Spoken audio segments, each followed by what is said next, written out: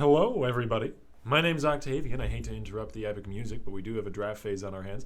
Though it looks like the draft phase may not be cooperating with me. At the moment, the client is not showing up, so I'm going to have to do this radio style. It's going to be Team Life for Ire facing off against Dunder Mifflin's B team, who hopefully are bringing their A game because LFA are a returning team here and are quite a force to be reckoned with. And there we go. The draft screen is up, but the overlay is not cooperating with it, so we're just going to pop that away for now.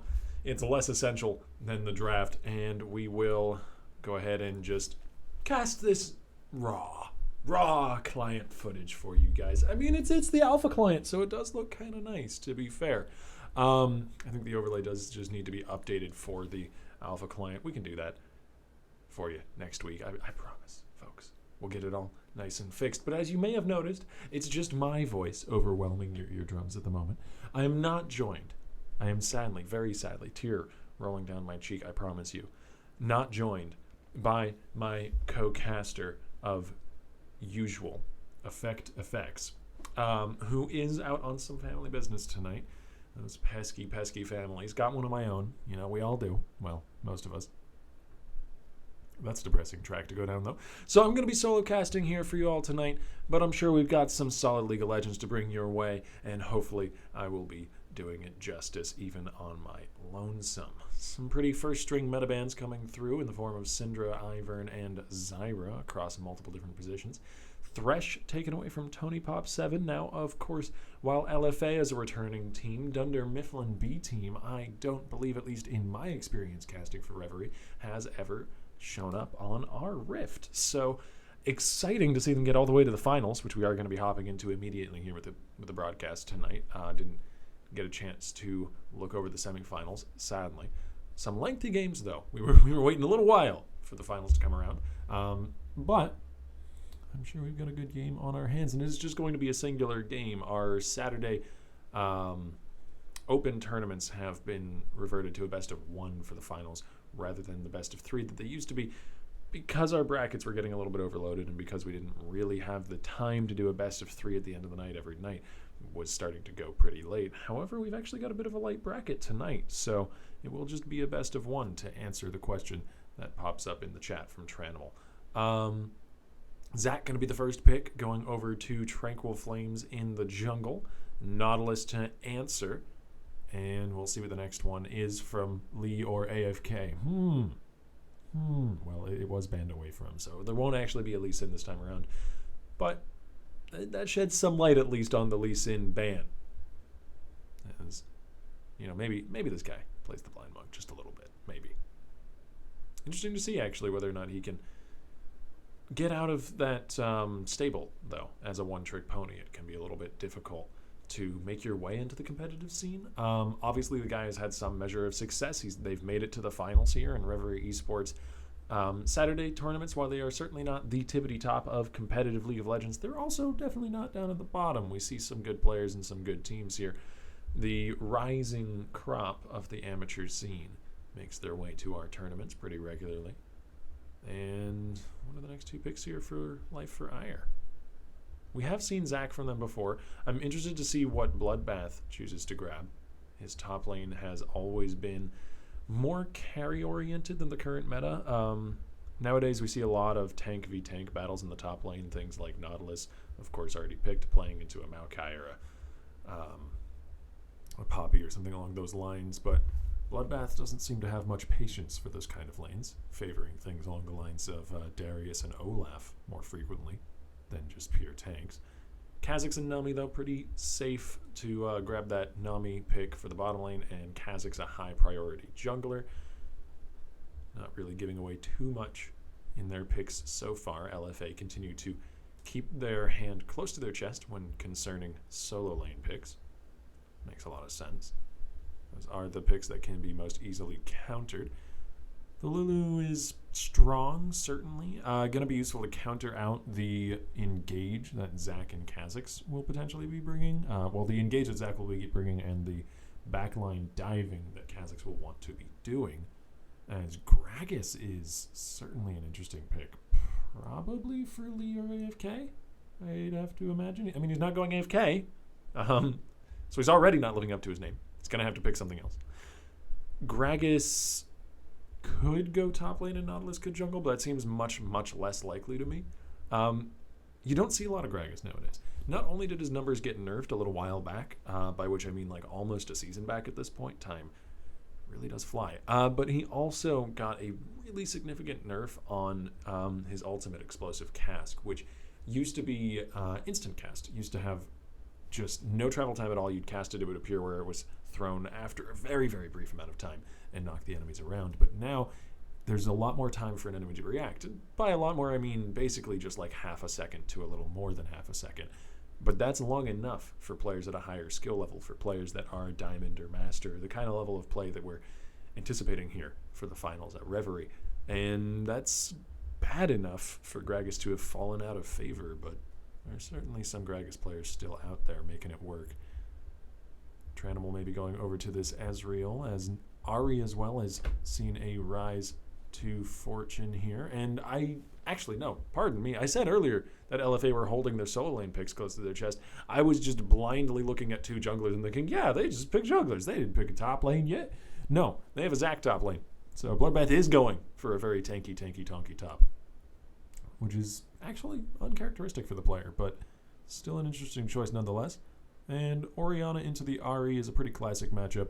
Not really countered one way or another, and it does make a lot of sense for all tilt, no skill to grab that. Fits into the composition as well, which is a very solid team fighting composition that Dunder Mifflin have drafted for themselves, whereas on the side of LFA, there's a lot more pick potential, a lot more engage, and maybe a little bit less team fighting meat. They don't have quite as many big ultimates to back up a team fighting engage, something like a Shockwave or an Explosive Cask that can really wreak havoc in a 5-on-5. Coming out of the draft here, I'd say that I actually really like what Dunder Mifflin has put together, but LFA have some powerful picks, some lanes that could definitely snowball, and just generally, I've seen them snowball lanes in the past, whether pretty much regardless of pick, so always keep that in the back of your mind. We're going to be heading into the finals after we get through the spectator delay, folks. Give us just a few minutes to do just that. We're going to cut to a quick musical interlude and be right back with you. Don't go anywhere.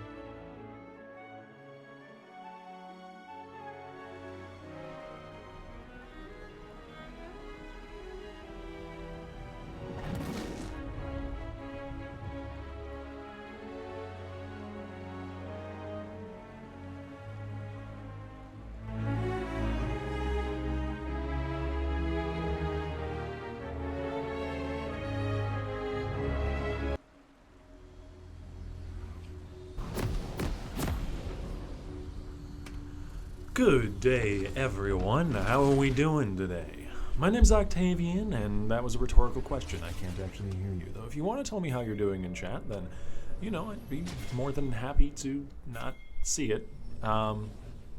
Anyways, how are we doing today? Rhetorical, again. My name is Octavian, and we're going to be getting in onto the Rift for our finals tonight between Life for Ire. I'm going to keep doing that no matter how many times they come back to this tournament. And Dunder Mifflin B team, whose name is a reference to a television show that I'm sure we all know and love. And looks like LFA want to play a little bit aggressively. They're at least going to get some vision in onto the back of that red buff, allowing them to see exactly where Leor AFK is going to start out his clear. And Leor AFK, I want to bring this player up, did not get his Lee Sin. It was banned away from him. A pretty intelligent choice, I have to say, from LFA. And is instead going to be on a very old school jungle pick in the form of Gragas, who's not really too terribly favored in the current meta.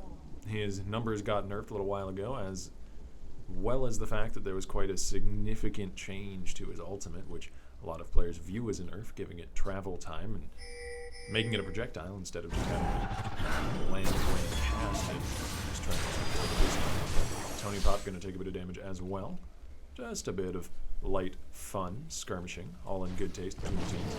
And blue buff will be started off. However, it looks like LFA's duo lane don't want to make it easy for Leor AFK. And they're going to be peeking their heads a little bit into the jungle. They'll be heading on back. That does give some information as well over to the side of Dunder Mifflin, because obviously if the duo lane is heading into your jungle to try and contest a blue buff and try and harass you away from their own buff, then that means they're not punishing for the enemy junglers. So a little bit of information given away as Tuxon's going to take a cue from Tranimal, as well as some damage from Wilro. And all eyes are on LFA to take control of this game here. They are returning champions to our Saturday tournament. They've been there a good few weeks in a row now, and they always seem to perform pretty well. They, of course, they don't have a perfect record of winning. I believe they lost out a few weeks back to Reverie Esports, if memory serves. They don't quote me on that one. The VODs will tell the true tale, I'm sure. If anyone cares to go back and dig through all of those previous open Saturday tournaments. However, they always seem to at least make their way to the semifinals or the finals. This time they made it all the way to the end. Let's see whether or not they clinch the victory, or if the newer contender, Dunder Mifflin B team, can step up and become Dunder Mifflin A team and take home not only the bragging rights of having won, but also the right to a free entry in our monthly Sunday buy-in. That's something we just need to get. A chance to buy some decent money there. A chance to win some decent money there, at least. Pardon me. We're not a currency exchange. You don't buy money there. Another good Q in the Tuxon. Bottom lane control seems to be falling in favor of LFA. However, that's only a tale being told by the health bars, as actually CS is keeping up for Tuxon. So well done to him on that. However, he has had to chomp down on 2 biscuits just to maintain health in the lane. And oh, that dredge line not landing from Huslam is pretty big. Had that connected Bloodbath may have had to burn a summoner. I don't think he would have been in danger of dying, as Gragas Nautilus is not too high in terms of damage, but a lot of CC might have prompted a flash. As it is though, Bloodbath doing just fine, keeping the lane shoved out. Playing in aggressive style, even on a champion that maybe doesn't lend itself to an aggressive lane. Very, very tanky choice in the form of Zac. But we have seen Bloodbath on quite a few bruisers over the course of his time here at Reverie, and I suppose Zac is the only one. We've got a flash forward from control. All tilt is going to flash away. The ignite burning. One more auto attack is not quite enough to do the trick. And that's going to be both summoners burned from control, traded away for one from all tilt, no skill. Bit of time from Tranquil Flames into the equation as well, who's actually falling pretty far behind in terms of jungle CS, but jungle CS ever since Season 7 is a fickle beast. It's very deceitful, and as you can see by the gold values as I swap over to that, there's actually about an even amount of gold on these two jungles, so it's really just where they've prioritized the clearing, since Leor AFK has presumably, has indeed finished off Gromp camp as well as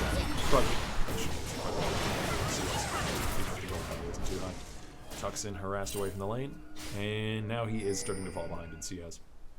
This could grow and grow into quite a lead for LFA, and one that's a little bit interesting, actually.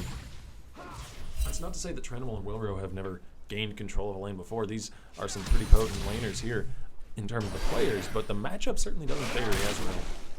One of the reasons why Varus is so high up there in the meta right now is that, aside from his ability to provide utility and get back my point. Straight up in the top lane, Bloodbath is looking to pick up as many little passive bloblets as possible. Okay, for now. Another bubble learns into Tucson. Tony Pop gets chased back as well.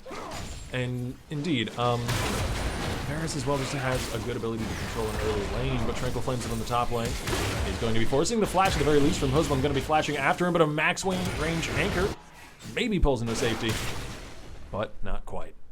Tranquil Flames will claim first blood, and that is exactly where you want it to be on that Kha'Zix. Get him snowballing out of the jungle.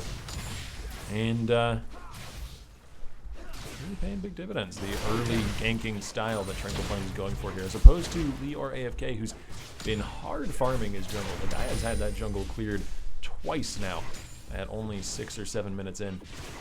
The majority of the camps having been done twice. It does mean that even with that first blood, he's kept up in levels, and he's also, of course, got that CS lead, though, as I mentioned earlier, that's kind of deceptive.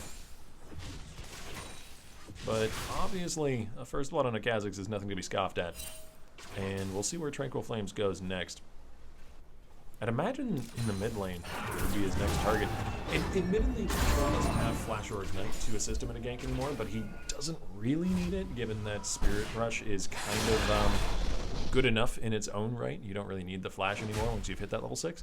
And All Tilt No Skill is still missing Flash himself, so it's got to be a juicy lane for him to consider ganking.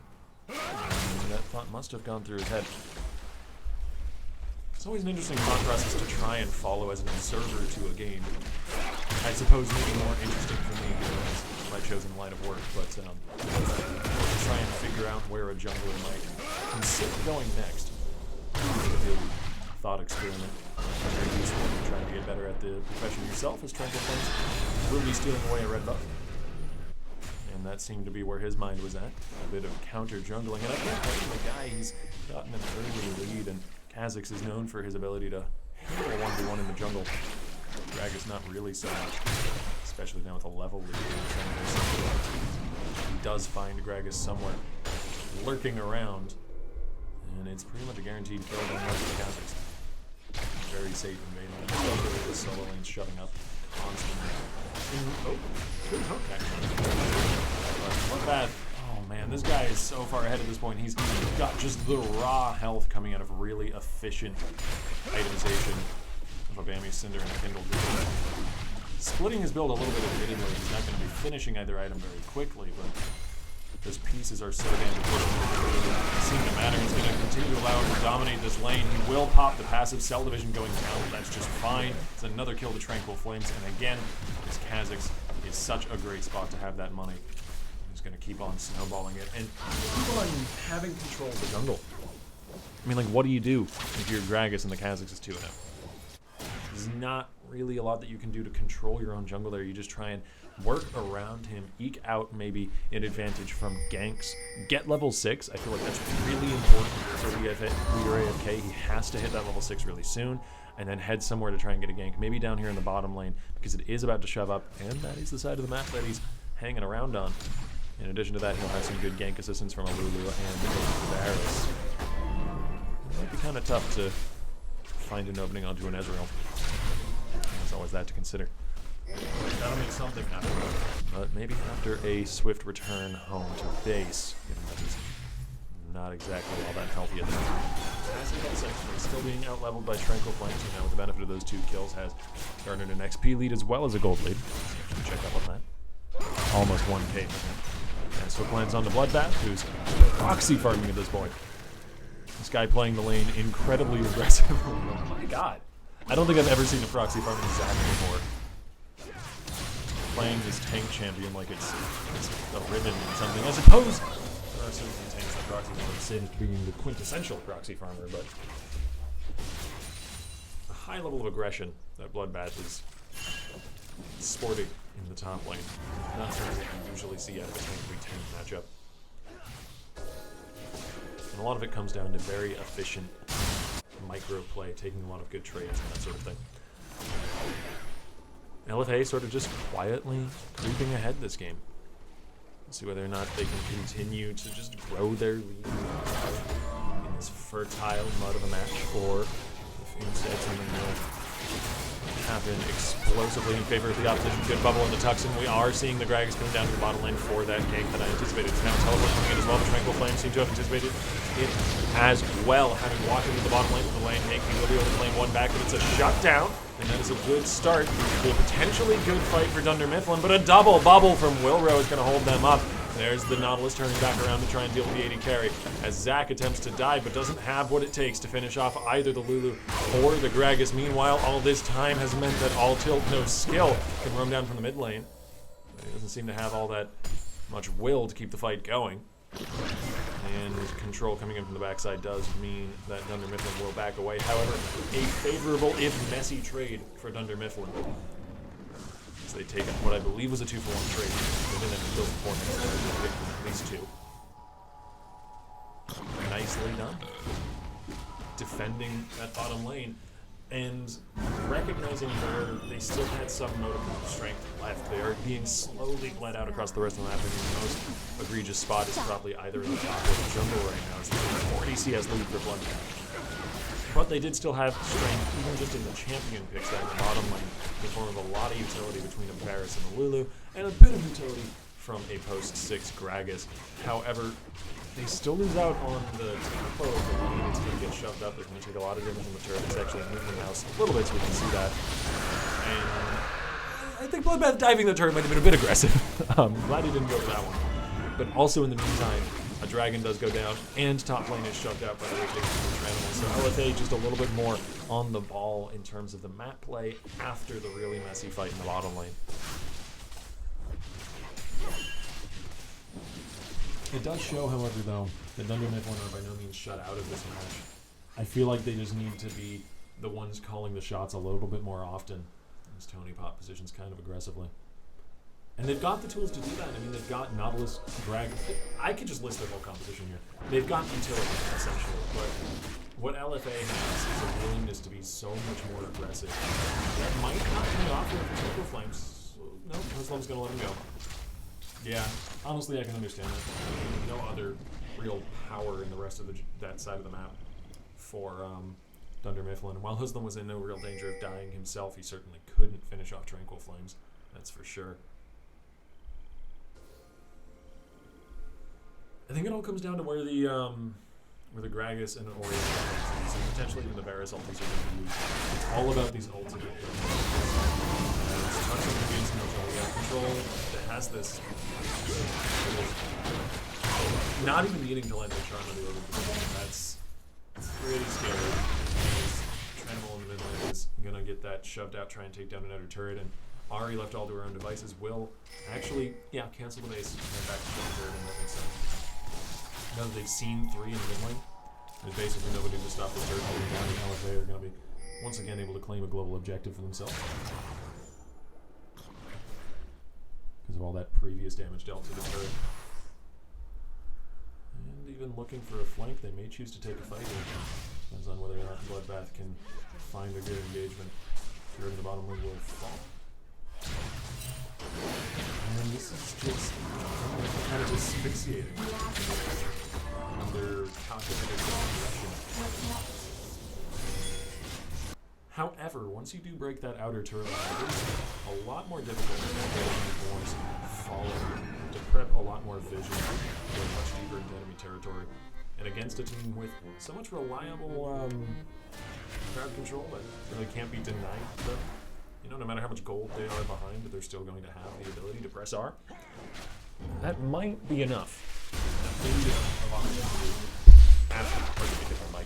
After LFA break down these outer turrets, might be enough for Dunder Mifflin to find a way back in this match, but it's going to be a tall task, that's for sure.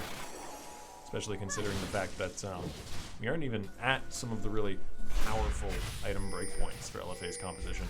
Ari, of course, is pretty strong right now with one item completed. There's still a Tranquil Flames is leaving it up to Tony Buff. However, there's a lot of peel back for this, and Tranquil Flames could get bursted down. Here AFK can actually toss him back in there with the Blast Cone. Nicely done from the Gragas, but oh no, in the backline, Zach is causing so much havoc, and Control is causing so much damage. A two-man Shockwave's a little bit too late to a fight that was already pretty lost for the side of Dunder Mifflin, but a good hook on the Bloodbath. This could be a kill back. Nautilus ulti following after, but actually won't proc. Self is down. And we'll see how well LFA can defend those divided cells. Looks like pretty well. There's a flash into the shift for Tranimal. Leo AFK is gone. And LFA victorious once more out of another messy fight in mid lane. Did look a little rougher than at the start of that when their jungler was caught out and Murphy pretty quickly trying to leap in onto a Lulu and capitalize on a kill that was difficult to claim just because of the nature of the champion. But a flash away from Control, we have more action. Bloodbath and Beyond going to be held up by the Nautilus passive. Doesn't have his own passive anymore, so I have to play a little more carefully. It looks like they'll just claim one summoner spell on the way out, which certainly isn't bad, but it's at the cost of a turret and at the cost of a lost team fight. LFA definitely are making mistakes. They're not playing perfect League of Legends right now, and very few people ever do. Don't take that as too harsh a criticism. They're playing good League of Legends, that's for sure. However, the mistakes are more important mainly because the enemy composition is so well suited to take advantage of mistakes. It has so much power just built into the champions and into the composition that isn't reliant on gold and can't really be shut out. Things like Shockwave and Explosive Cask and all of that are so very strong. If you have 1,000 gold or if you have 15,000 gold, doesn't really matter one way or another. They just are quite useful no matter what. So LFA does have to be on guard for dives like that, maybe not working out in future. If they don't have a big cooldown up like Zac passive or like Control's flash. If they keep playing out fights just like that, they should be fine, especially if Tranimal, now with the Trinity Force completed, can just find an easy catch onto Tony Pop. And you see how much damage this guy's doing now. This is what I was talking about before that fight in the mid lane broke out. There were still some really big mid-game item spikes yet to even happen, and that's one of them. The Trinity Force done for Ezreal. I'll tell no skill actually trying to match a bit of that mid-game power. You can see he has a sorcery elixir running, which is an interesting choice this early on in the game. Trying just to take advantage of the small window of opportunity they might still have to get to win this. And I can respect that, honestly.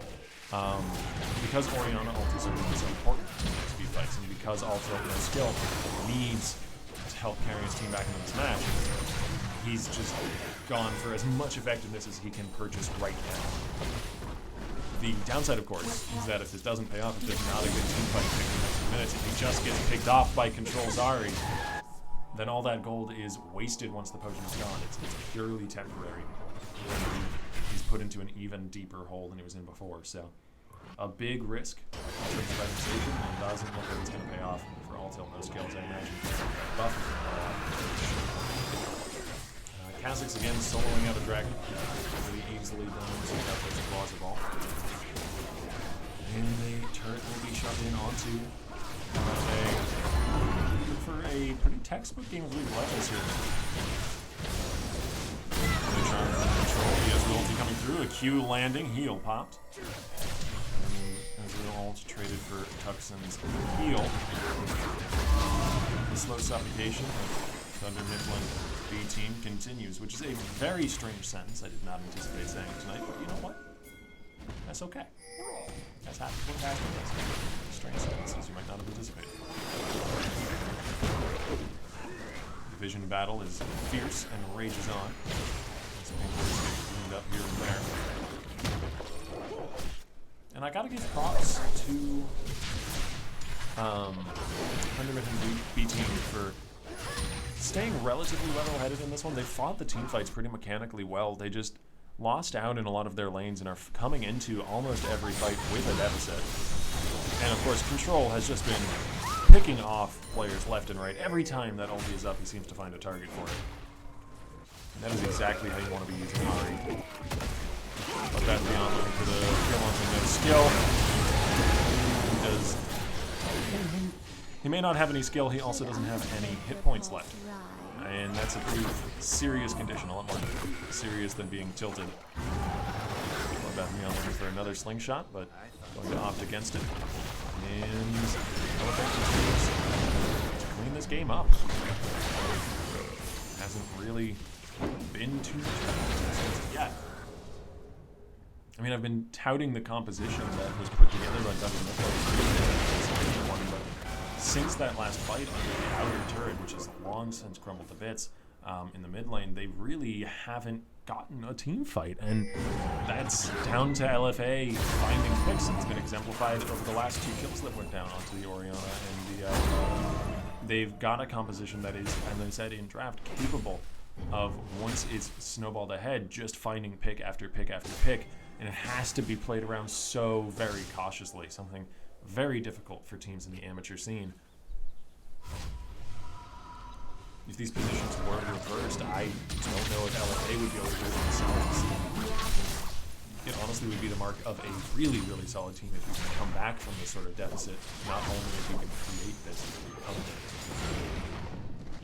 All that theory aside, though, LFA have certainly done a good job of snowballing ahead this game, particularly Control, who's been very, very strong.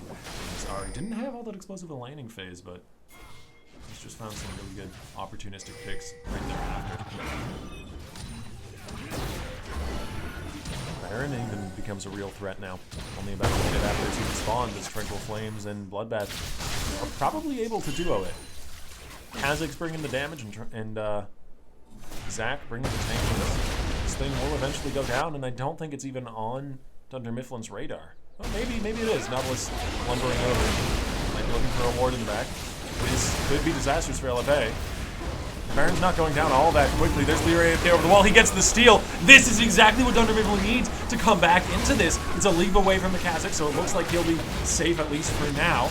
As meanwhile, in the mid lane, there's an engage onto All-Tailed no steal. Even if Orianna goes down, though, that was a Baron steal away. They can trade 1, they can maybe even trade 2 and be okay, but no, they don't even trade 2. Muslim gets out of there with about 50 health left. He eats the Ezreal Q. He's okay, though. And there we go. That's Dunder Mifflin potentially back into this game. Potentially.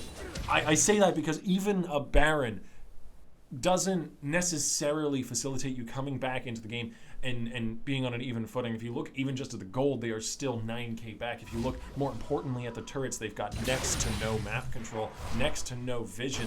But most importantly, I think, out of that Baron, isn't that they got a Baron, it's that LFA didn't, and that they stopped the bleeding, at least for now. We'll see what they can do with it. The Baron buff will also be quite a boon in holding some of these turrets. Pardon me, that they are getting aggressed in onto. And that was just all in all very exciting and impressive. You know, theory aside, gameplay theory aside and all that, exactly what's going to happen as a result of that aside.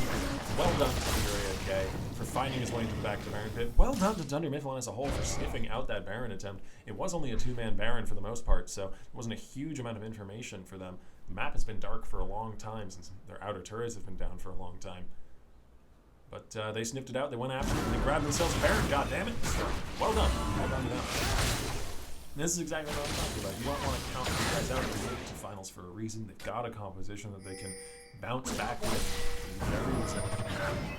And it looks like we got a little bit more of a game on our hands. I'm excited, that's for sure. Animal looking for another opportunistic catch, but don't quite find it. We'll see where the next fight breaks out. Maybe around this dragon that might be a little bit overly ambitious for Dunder Mifflin to go and try and contest the dragon. But it has some success at Baron. Control is not able to one-shot the Gragas. That's maybe not the target he's looking for. Now the Spirit is a Cinder Hulk Gragas.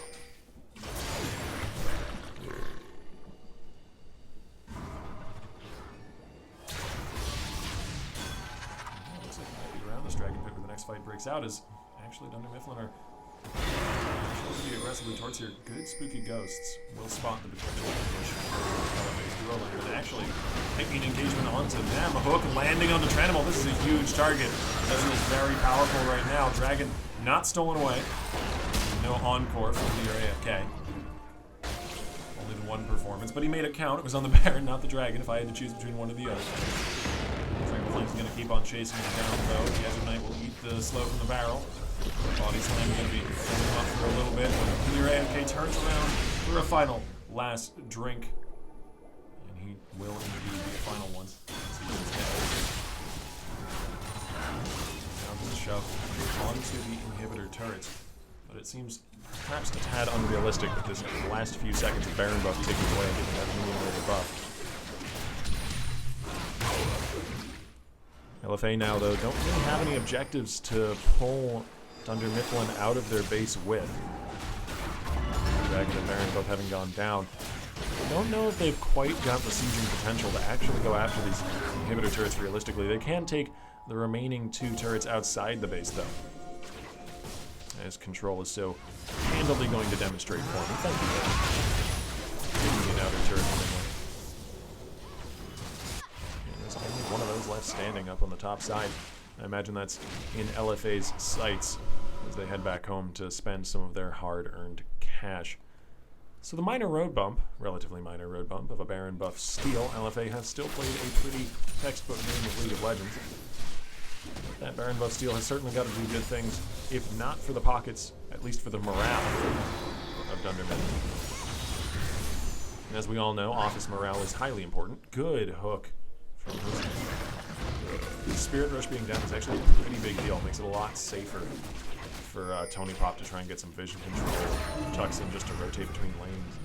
Admittedly, it won't be down for very long. A bit of a CDR focused build from Control, and Spirit Rush just not being very long. Pull down to begin with. Means that their potential will be back with us pretty shortly, but one way or another, certainly worth it. As vision control is at least attempted by the side of Dunder Mifflin. They will be losing out those pink wards, though, I imagine, as LFA sweeps through their top side on route to that last outer turret, which is what I imagine they'll do, but it's not actually really going yet. So maybe my crystal ball is a little bit harder. The bottom one. It's an interesting choice. They've got essentially standing gold in that last outer turret that's sitting there. It would be very, very risky and difficult for Dunder Mifflin to try and hold at that turret. And there is a Zac on the enemy team, and they could pretty easily be dove by the Zac and the Ahri. But they're not forcing their hand. They're not making them defend it. Of course, they're going to volunteer to, but a hook. Oh, man, the charm of the Tuxin. But a heal on the way out. He manages to avoid the tidal wave. Here comes Zac over the wall. Bloodbath and beyond. Not even getting away that easily. Tranmol going to be chasing down Orianna, and Bloodbath still wreaking some havoc in the back lines. Tony Pop trying to keep his friends alive as best he can, but not even a Lulu is enough here. And LFA do dive. It's just not onto the outer turret in top. It's onto the inhibitor turret in mid lane. They had their sights set on bigger fish and turrets closer to the Nexus, I suppose. As an inhibitor now is next on the menu. That's going to go down pretty darn swiftly with the Trinity Force Ezreal beating at it. And LFA continue to control this match. Let's see what their next choice is. It looks like they're going to be joining up with a minion wave en route to the bottom lane. This Tranmol wants to layer in a little bit more poke, and Charm just barely falling short of Lear AFK. Lear AFK is actually going to walk pretty dangerously close to the enemy team. This huge minion wave is going to allow them to continue battering away this turret. Tranmol is unstoppable as Gragas goes down.